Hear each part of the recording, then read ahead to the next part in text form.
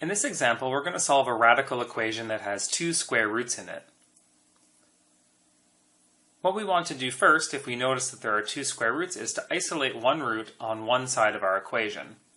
Since that's already done for us, we can go ahead and square both sides to remove this first square root. Remember that when you square both sides, you have to square the entire side. So that means over here on the right, we're going to have square root of x plus 3 all to the power of 2. The left-hand side is going to simplify to 3x plus 1 because the action of squaring is going to undo the action of taking the square root. Over on the right-hand side, we can rewrite this as root x plus 3 times root x plus 3 and expand this out to simplify. Expanding through the brackets on the right-hand side, when we multiply our first two terms together, we're going to get root x times root x. And this simplifies simply to x. When we multiply our two outside terms, we get 3 times root x. And when we multiply our two inside terms, we also get 3 times root x. We can group these together into 6 root x. And then finally, the two last terms, 3 and 3, when multiplied together, are going to give us a value of 9.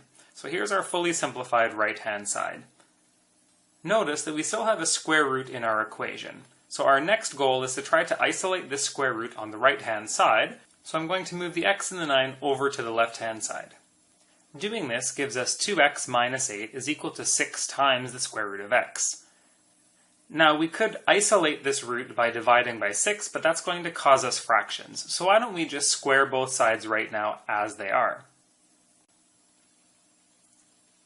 So remember that our left-hand side is going to become 2x minus 8 times 2x minus 8.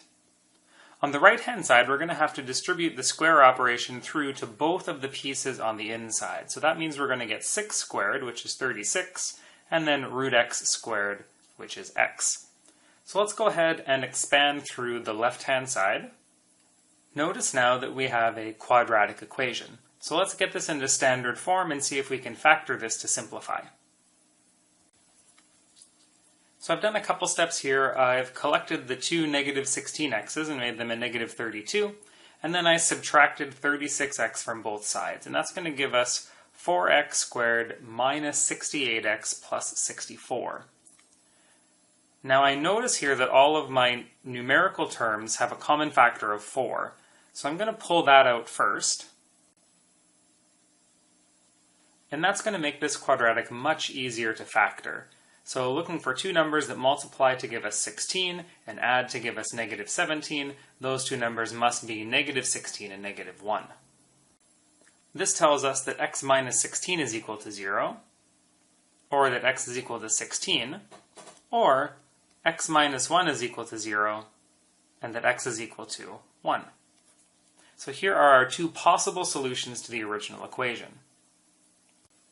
Just like we did before, we should double check both of these answers, as squaring both sides may create new solutions that won't be solutions to our original equation.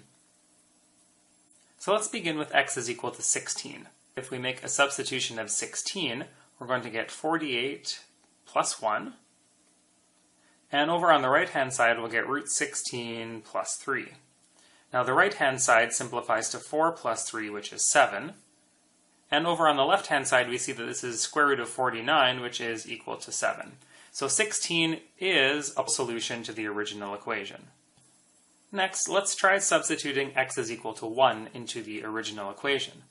If we sub in 1, the left-hand side gives us square root of 4, which is equal to 2.